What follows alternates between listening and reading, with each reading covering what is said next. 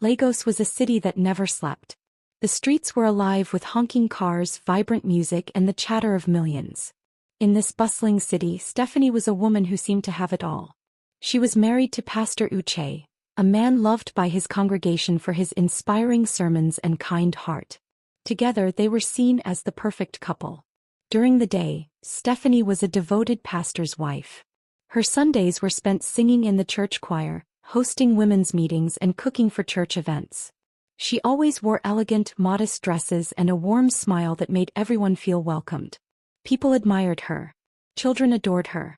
But Stephanie had a secret. When the sun dipped below the horizon and the city's lights twinkled like stars, Stephanie would quietly slip out of the house. She became someone else entirely, a woman called Lola. Lola wore high heels that clicked loudly on the pavement, short dresses that sparkled under streetlights, and makeup that made her look bold and mysterious. She worked in Lagos' red light district, where wealthy men came looking for thrills they couldn't find at home. Stephanie hadn't always lived this double life. It began years ago when her family's financial struggles felt like a mountain too steep to climb. Pastor Uche's salary from the church wasn't enough to pay the bills or cover their growing needs. Stephanie had tried to ignore it, but the stress grew heavier every day. One evening, as she walked through the city's busy streets, she met a group of women laughing outside a bar. Their shiny dresses and confident attitudes caught her attention. They seemed carefree, unlike Stephanie, who carried the weight of her family's troubles. "Why so gloomy, sister?" one of the women asked, flashing a bright smile. Stephanie hesitated but admitted her struggles. The women exchanged knowing glances. "You don't have to suffer like this," another woman said. "We can help." The help they offered was shocking. At first Stephanie refused. It was wrong, she told herself. But as the weeks passed and her bills piled up, she grew desperate. Eventually she agreed. She promised herself it was temporary, just until they could get back on their feet. Her first night as Lola was terrifying. The loud music, the men's leering gazes, and the heavy smell of alcohol made her stomach churn. But when she saw how much money she earned, she felt a strange mix of relief and shame. Night after night she became Lola, the confident woman who laughed at men's jokes and charmed her way into their wallets. By day she returned to being Stephanie, the kind-hearted pastor's wife who helped others with their problems. But leading two lives wasn't easy. Stephanie grew tired. Her eyes had dark circles and her smile didn't reach her eyes anymore. Sometimes when Pastor Uche asked how her day was, she snapped at him for no reason. She felt like a balloon stretched too thin, ready to pop. And yet she couldn't stop. The money she earned at night helped her pay for groceries, clothes, and even some of the church programs. But every time she saw Pastor Uche praying or preaching about honesty and faith, guilt gnawed at her like a hungry rat. One night, as Stephanie prepared to leave, she caught her reflection in the mirror. She didn't recognize herself. Was she Stephanie, the devoted wife? Or was she Lola, the secretive woman who lived in the shadows? Her heart ached with the weight of her choices, but she pushed the thoughts away. She had to survive. As she stepped into the night, Lagos neon lights blinked like eyes watching her every move. Somewhere deep inside, Stephanie felt that her secret wouldn't stay hidden forever. The clock was ticking. As the months passed, Stephanie's double life began to wear her down. By day she played the role of the perfect pastor's wife, but by night she transformed into Lola, navigating the shadowy world of Lagos' red light district. The weight of her secret felt heavier with each passing day, and the cracks in her carefully constructed facade started to show. Pastor Uche noticed the changes in his wife. She had grown distant, her once bright laughter now replaced by tired sighs. "Stephanie," he asked one evening as they sat at the dinner table, "are you all right? You've been so quiet lately." Stephanie forced a smile. "I'm fine, Uche. Just tired from all the church activities." He nodded but didn't look convinced. Pastor Uche had always trusted his wife, but something about her recent behavior made him uneasy. She was often out late, claiming to visit sick members of the church or attend women's prayer meetings. Her explanations sounded plausible, but there was a strange edge to her voice that he couldn't ignore. Stephanie, on the other hand, felt like she was living on a knife's edge. Every time her husband questioned her, panic surged through her. What if he found out? What if someone from the church saw her at night? The thought made her stomach churn. Her nights as Lola were becoming more dangerous too. One evening, a client grew aggressive, refusing to pay and grabbing her arm roughly. Stephanie barely managed to escape, her heart pounding as she fled into the neon-lit streets. She ducked into an alley, her chest heaving with fear. "How much longer can I do this?" she whispered to herself, tears streaming down her face. Despite the danger, she kept going. The money was too tempting, and she convinced herself it was for her family's sake. But deep down, she knew she was losing pieces of herself with every transaction. Back home, her relationship with Pastor Uche, her husband, continued to deteriorate. He started noticing little things. The faint smell of perfume that wasn't hers, the way she avoided eye contact when he asked about her day, and the growing distance between them. Pastor Uche prayed harder than ever, asking God for guidance. One evening, as Stephanie prepared to leave the house, Pastor Uche stopped her at the door.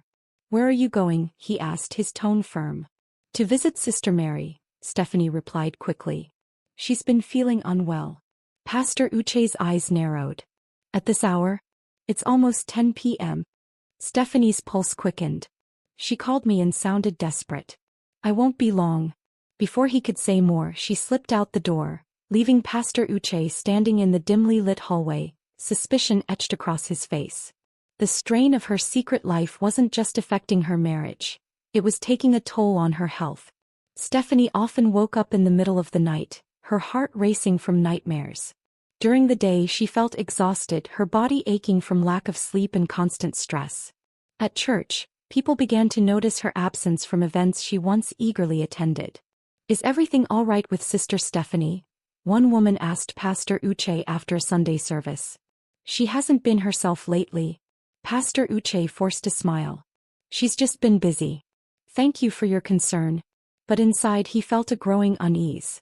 Stephanie's secret world seemed to be closing in on her. One night, as she worked in the red light district, she spotted a familiar face in the crowd, a member of the church choir. Panic gripped her chest as she quickly turned away, praying he hadn't seen her. The encounter rattled her. She knew it was only a matter of time before her two worlds collided. Yet the thought of stopping terrified her.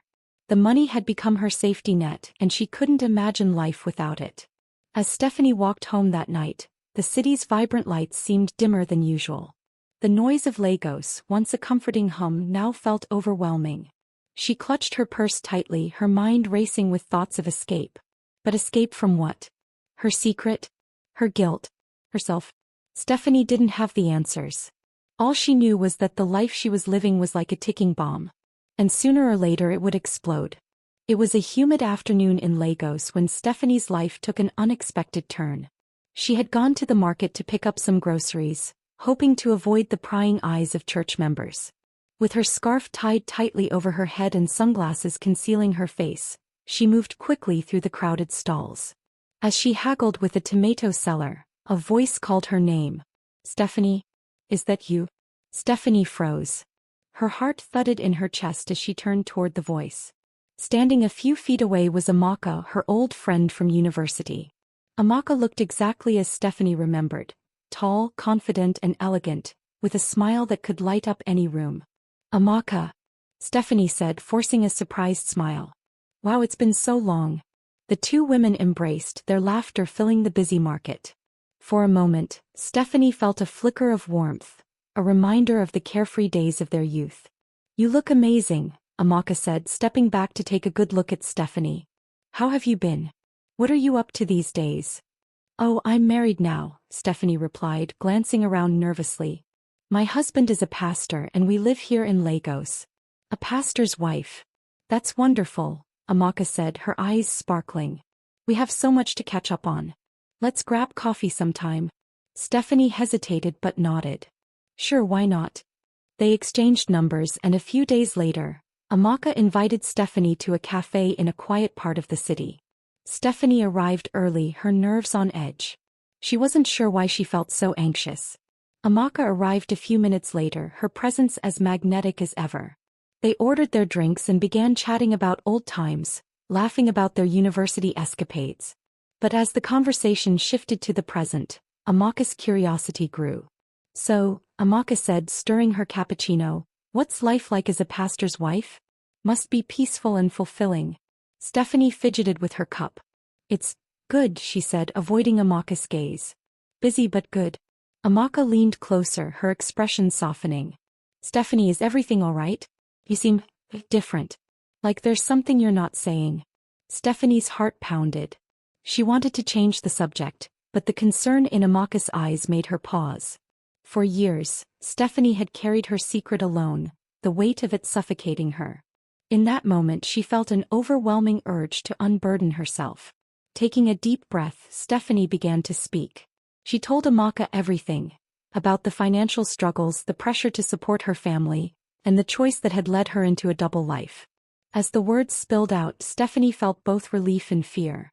When she finished, Omaka sat in stunned silence. Her expression was a mixture of shock and sadness. Stephanie, Omaka said softly, why didn't you come to me?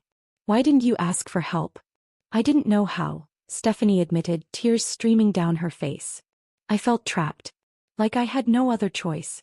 Omaka reached across the table and took Stephanie's hand. Listen to me, she said firmly. You're not alone in this. We'll figure something out. You don't have to keep living this way. Stephanie nodded, though deep down she wasn't sure if she believed Omaka's words. Over the next few weeks, Omaka became a lifeline for Stephanie. She introduced her to contacts who could help her find legitimate work, and together, they explored ways to improve her financial situation.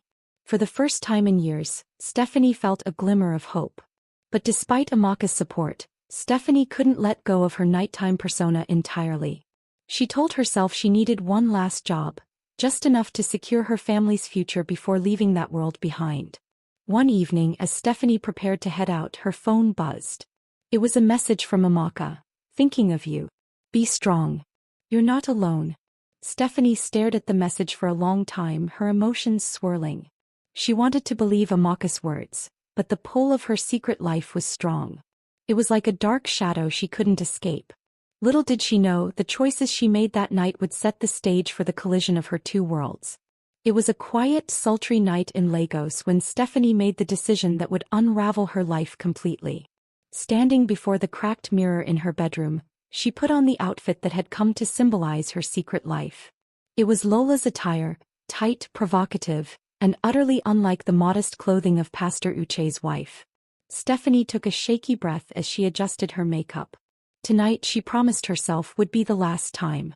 This was it, she told herself.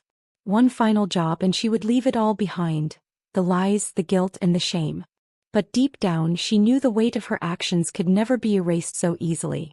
Across town, Pastor Uche sat alone in the dimly lit living room of their modest home, his mind a storm of suspicions. For weeks, he had watched Stephanie drift further away, her once bright demeanor replaced by exhaustion and secrecy. The late-night absences, vague excuses, and the growing tension between them had gnawed at him. He could no longer ignore the nagging voice in his head. That night, when Stephanie left the house without a word, Pastor Uche decided to follow her. Stephanie navigated the neon-lit streets of Lagos's red-light district, her heart pounding with nerves. She avoided eye contact with familiar faces, keeping her head low. The vibrant chaos of the district buzzed around her. Vendors shouting, music blaring, and cars honking. It was a world she had come to know too well, a world that had claimed pieces of her soul with every transaction. She didn't know that Pastor Uche, her husband, was trailing her, his heart pounding just as hard as hers. Hidden in the shadows, he watched as she exchanged quick words with a man who pressed a thick wad of cash into her hand. Then he saw her disappear into a nearby building. Pastor Uche's chest tightened with a mix of disbelief and fury. The sight of his wife, the woman he had vowed to love and cherish, engaging in such an act shattered something deep within him. He waited for the man to leave before stepping out from his hiding place. When Stephanie emerged moments later, she froze. Standing before her, his face a storm of emotions, was Uche. "Stephanie," he said, his voice trembling with a mix of hurt and anger. She felt the blood drain from her face. Her carefully constructed world, built on layers of deception, came crashing down in that single moment. "Uche," she stammered, her voice barely audible. "I can explain." "Explain." Pastor Uche's voice rose, drawing the attention of a few passers-by. "Explain how my wife, the woman I trusted, the woman I prayed with, is standing here dressed like this doing this? Stephanie's breath hitched, tears welling in her eyes. It's not what you think, she whispered even though she knew the words were hollow. Then what is it? Pastor Uche demanded, stepping closer. How long, Stephanie? How long have you been lying to me? To the church? To God? Her knees buckled and she collapsed to the ground, sobbing. I didn't know what else to do, she cried. We needed money, Uche. I was desperate. I didn't want to burden you. But you think this is better? Pastor Uche gestured around them, his voice filled with anguish. You think this is the solution? Why didn't you come to me? Why didn't you trust me? Stephanie shook her head, unable to find the words. She had made every decision out of fear and desperation, but now she realized how deeply those choices had betrayed the very foundation of their relationship. The walk home was silent and heavy. Stephanie trailed behind Uche, her heart in pieces. When they arrived, Pastor Uche didn't even look at her. He went straight to their bedroom and shut the door, leaving Stephanie standing alone in the darkened living room. For the next few days, their home was filled with an unbearable tension. Pastor Uche avoided her, his silence cutting deeper than any words.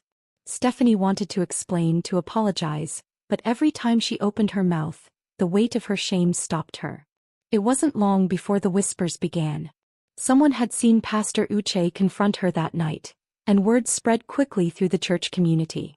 Stephanie's carefully maintained facade as the devoted pastor's wife crumbled under the harsh light of gossip. Women who had once sought her advice now avoided her. Friends she had prayed with turned their backs.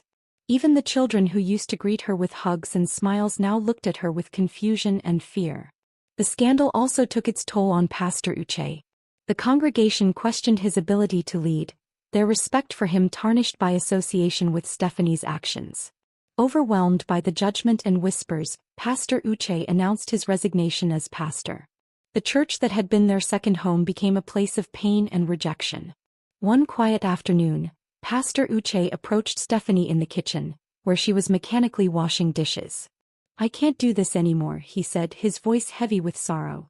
Stephanie turned to face him, her hands trembling. Uche, please. She began, but he shook his head. You lied to me, he said. You lied to everyone. And now I've lost everything. My ministry, my respect, my faith in us. He paused, his eyes brimming with unshed tears. I'll pray for you, Stephanie. But I can't be your husband anymore. He handed her a set of divorce papers and walked away, leaving her standing alone in the silence. The days that followed were a blur. Stephanie moved out of their home, taking only a few belongings with her. She found a small, dingy room to rent in a rundown part of the city. The streets she once navigated as Lola now felt foreign and hostile. She wandered aimlessly, overwhelmed by the weight of her choices. Her marriage was over. Her role in the church was gone. The life she had worked so hard to build was in ruins. One evening, as she sat on a park bench staring at the bustling city around her, a thought crept into her mind. What's the point of going on?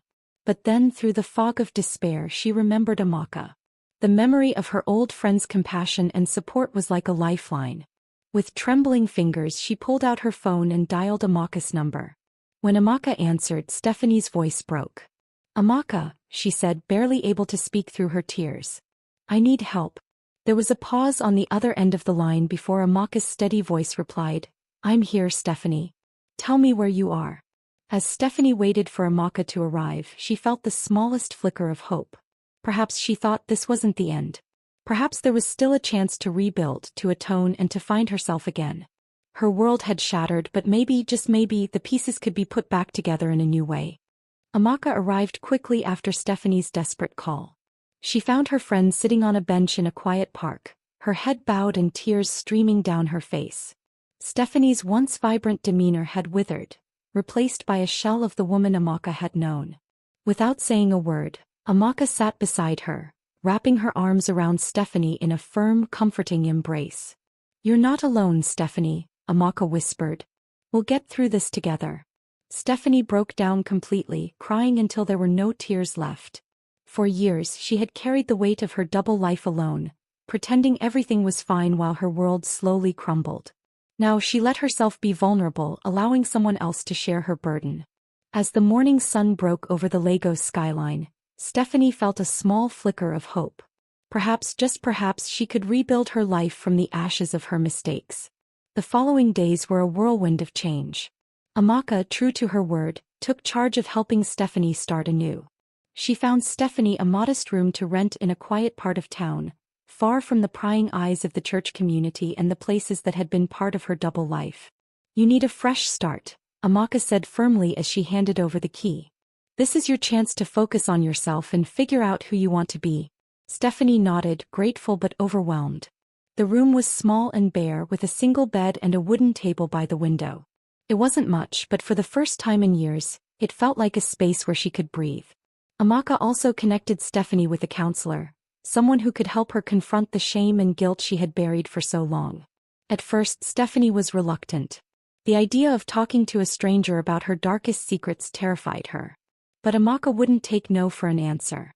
"You can't keep running from this, Stephanie," she said one evening. "If you want to move forward, you have to face your past." With hesitation, Stephanie attended her first counseling session. The room was quiet and inviting, with soft chairs and walls painted in calming colors. The counselor, a kind woman named Dr. F., greeted her with a warm smile. "Take your time," Dr. F. said gently.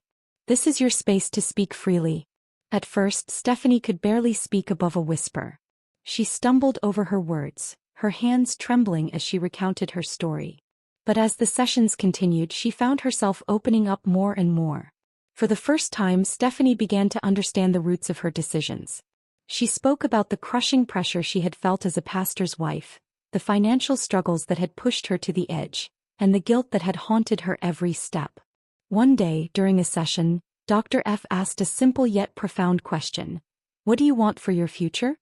The question struck Stephanie deeply. For so long, her life had been about surviving, paying bills, hiding secrets, and avoiding the consequences of her choices.